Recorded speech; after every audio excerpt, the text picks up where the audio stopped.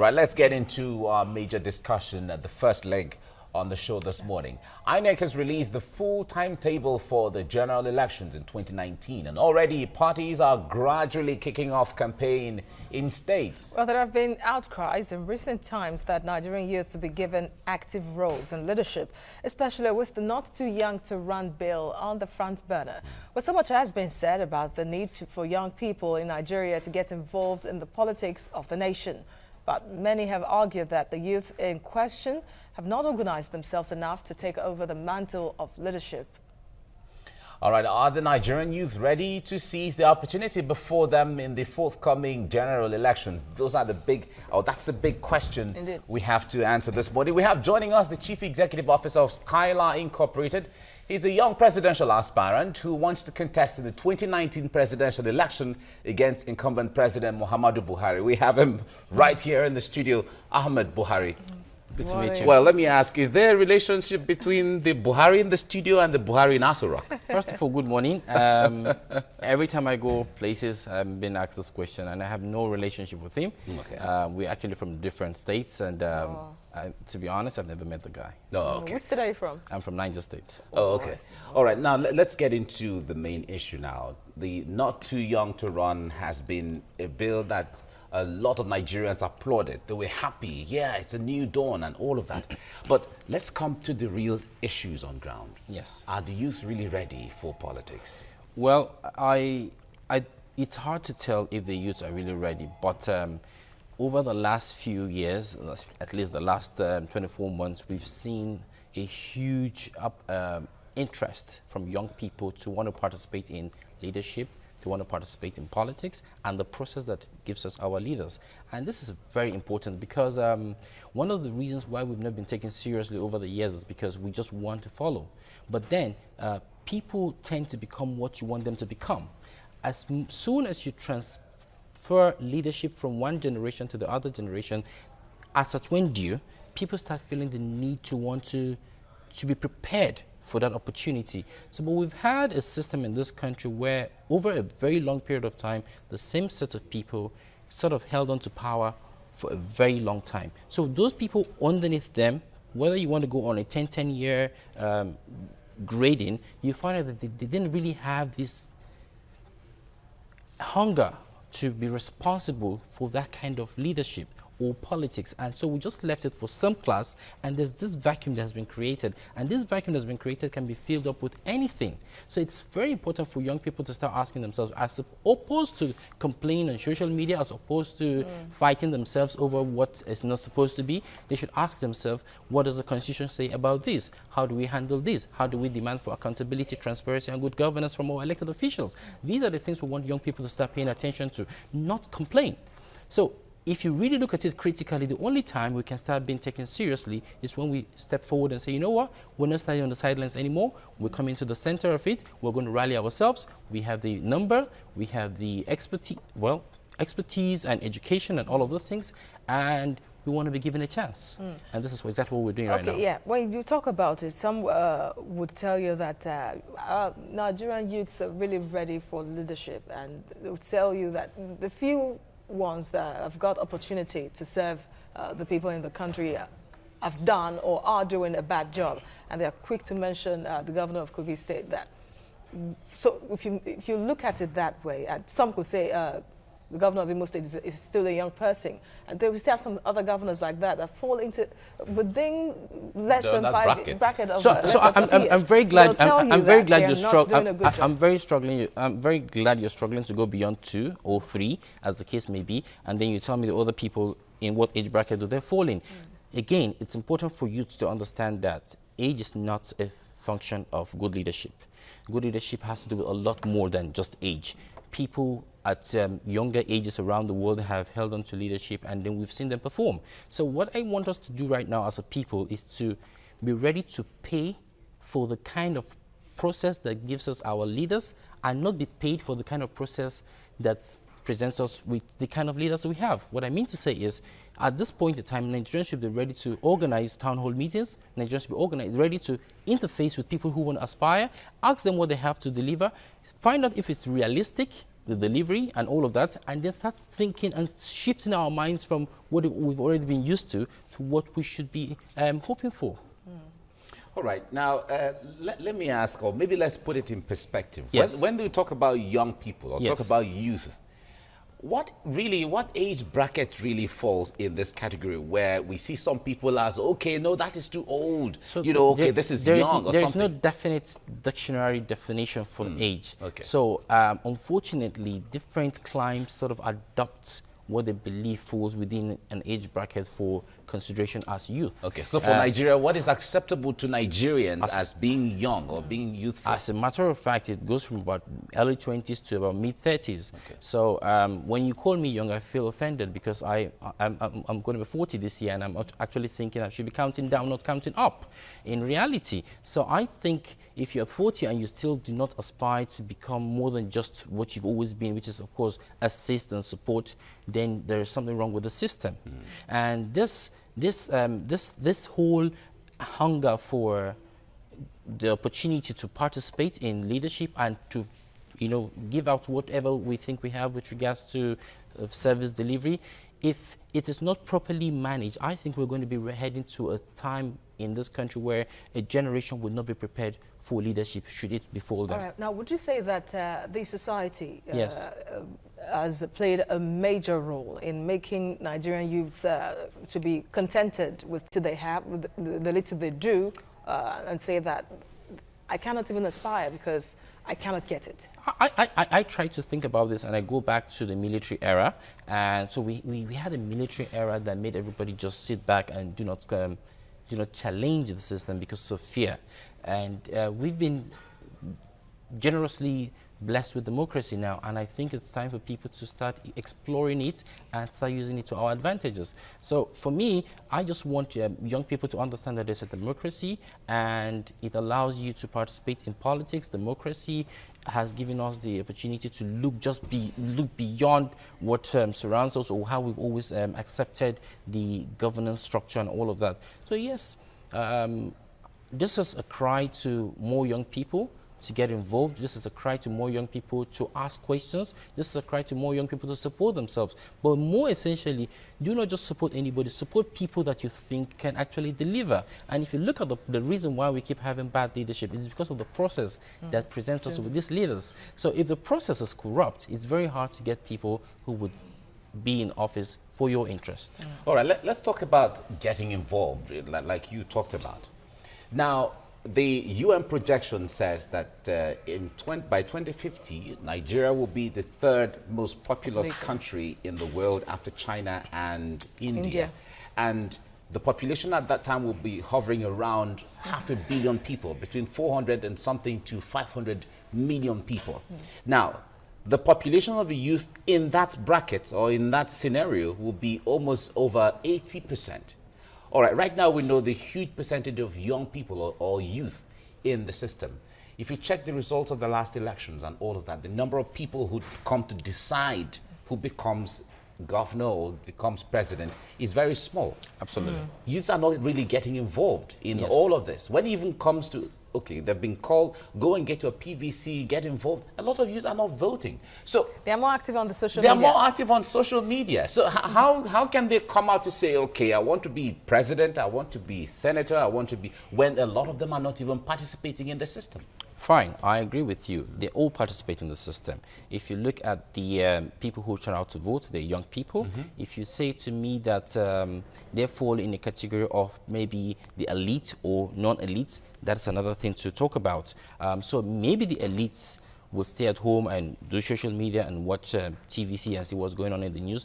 But you would actually see on the queues young people voting. But most of these young people are voting because they believe that when I go to the queues, I probably will pick one or two things and take back home. So this kind of democracy or process that delivers us the kind of democracy that we have is what we should start fighting against. So we have to discourage all of those kind of things that happen and also make the institutions really strong so people can start believing in them. I think 2015 general elections gave us a new face to democracy, and that is what is making a lot of us believe the system is clean, the system is more transparent now, and if we do our homework properly, we may get a good chance to unseat incompetence. Okay, yeah, and judging from what you just said, we know that poverty plays a lot of role in Nigerian politics. It does. And then it brings them to the question, really, the financial support, which you cannot push aside in Nigerian politics. And then godfatherism. Nigerian youths, they want to come and participate, they want to contest, they have to belong to political parties. And will these godfathers that seem to be larger than life, perceived godfathers, trust Nigerian youth enough to say, okay, I'm going to put my wealth behind you to support you? Well, I don't know about getting the wealth behind, but I just think for us to actually succeed as a country, everybody has to be inclusive. Everybody, man, woman, regardless of religion, regardless of tribe, regardless of social status and political party affiliation. So I've tried as much as possible in all the places I've gone to talk to young people and say to them, disassociate yourself from party politics and its ideologies and look for what you think will move us forward. Because if you're going to be hell-bent on insisting that you're going to support a particular party because that is what your area supports, then we may not be getting the results that we deserve. Exactly. So we should talk to these people, and these people should be ready to talk back to us. If we are having a group of or a breed of politicians that find themselves too big to talk to us or tell us what plans that they have, then we shouldn't consider them for election or re-election, as the case may be. I am really appealing to young people to take this as a service to themselves and generation unborn to start demanding for a good system. So again, I've sold the newspaper reviews, and all of the things that are happening in newspaper reviews still boils down to the fact that we still do not have a system. I'm hearing now that they relocated the IG to Benue. It doesn't solve anything. Does it have to happen after there's a crisis? What if there's a crisis tomorrow in another state? So you need to put systems in place. And I keep saying it. What I would like is, we have to have a proper data management system. It boils down to everything. You talked about the population, and I'm thinking, population, if I ask you what the population of this country is, you tell me a different figure from her. No official figure. No official figure. Well, the NBS said we're about 193 million people as at 2017. Yeah, UN will tell you 180, and then many believe it's 200 was million. I counted? That's the question now. Yes, counted, exactly. no census conducted. And then I heard the former speaker speaking about Boko Haram being the killings in Benue and parts of the country worse than Boko Haram. And I'm asking, how do you know that? Where are the figures? We haven't got any figures. Nothing can help us plan.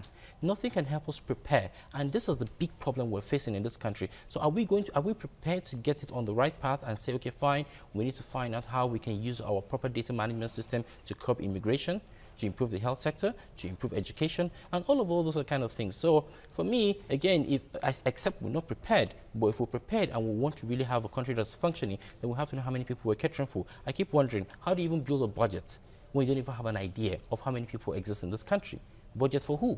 Budget for what? And you're trying to situate a bridge that connects from Apapa to some other place, and you go to take a prototype in Finland with a very, very low number of people applying their bridge and expect it to work. The strength and material of this bridge can't work.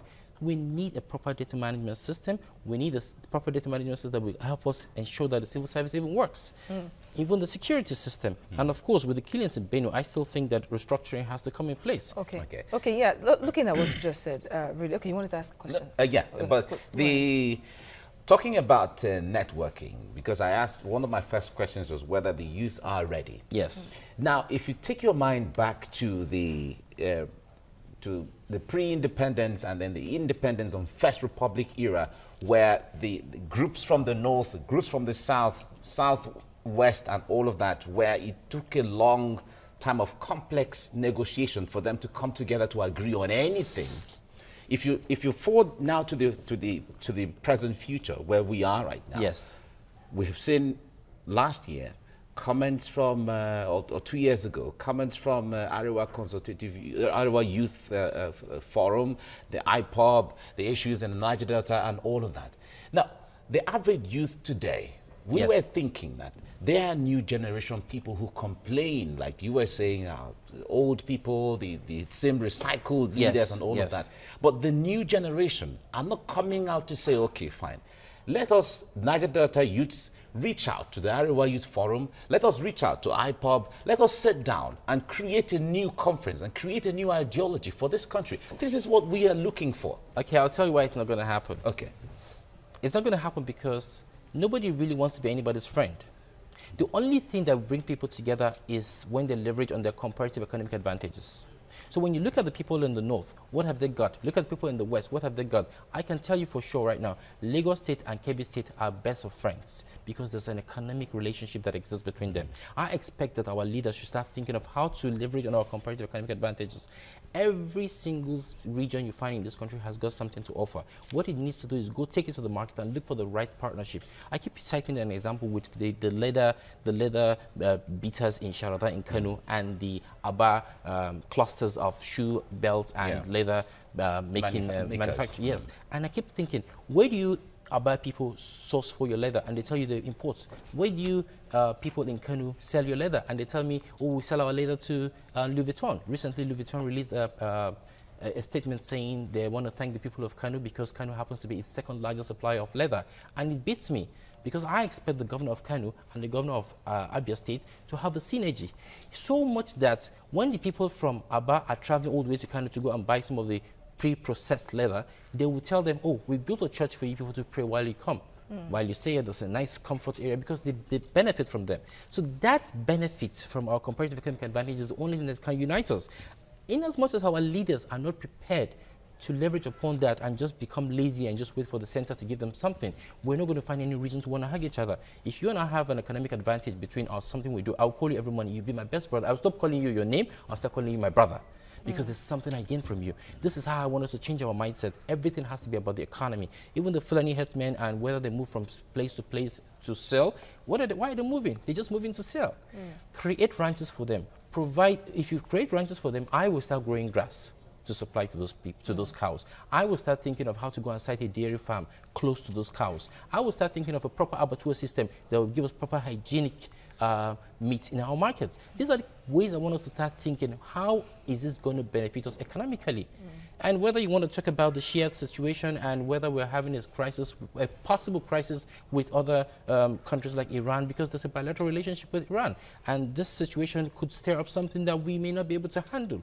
Why do we have to focus on all of those things that we can create unnecessary distraction? Why don't we focus on how we can create wealth for our people? And when everybody's belly full, I doubt if we'll be fighting each other. Indeed. Relating this to what you said earlier before talking about how, say, governments can make their states more economically viable, you talked about the need to put a lot of things in place, set a system, put institutions in place to make Nigeria be on autopilot to run itself effectively. But then when you think about all of this that you suggested, it still boils down to those already in the system. Can they be trusted enough to do the right thing? After all, they are the ones in the system running the country and the states. So what we're doing right now is not just to get me elected as president. No, it's actually to send a message out to some people who do not think there's any way to get this country working right. And if this sacrifice that I am doing, that we are doing together now, would deliver us the kind of Nigeria that will be good for us and our children, then so be it. So this I would like to call a sacrifice. This is something I would like to call the road map or the road path to getting us a better country. So there are lots of things that could happen. And so because we have a sort of leadership that gets distracted and say, oh, there is a money and we don't know how to create money, if you and I have got what to tell them to create that kind of wealth, then we are obliged to do so. All right. We have lots of Nigerian youths that are migrating to Europe via Libya and other countries. We all know the story and so on. And if you ask them, you talk to them, a lot of them have lost hope in the country. A lot of them have lost faith in the country. And that's the reason why they're leaving. Things are not working and so on. But one way or the other, we still need a sense of knowledge of our history and who we are as a people. Yes. Now, do these young people really have the time or have the willingness to know who we really are and what we can do? When you talk of survival, you don't care where you come from. Okay. The only time you're going to be worried about your history, where you're coming from, where you're going to go, is when you have something to fall back to. Hope is the missing element. And of course, security is also very paramount. So it has to do with those two areas, agriculture and insecurity. I keep thinking about it. So the reason why there's all these tensions around the country is because we have created this fear amongst ourselves. And I keep talking about the comparative, how we can actually start involving ourselves with comparative religious studies.